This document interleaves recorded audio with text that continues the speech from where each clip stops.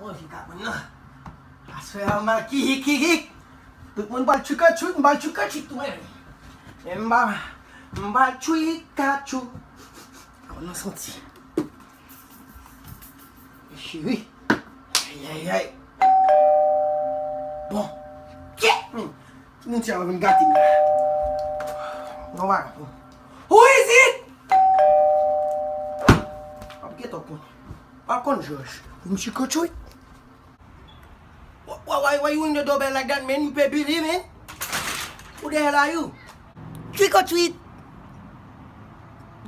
Do you have any candy? Can you get candy?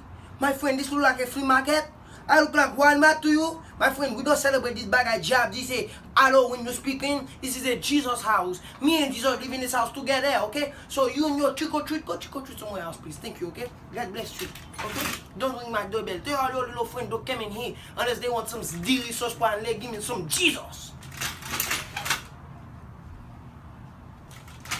Faut faire me casser porte là.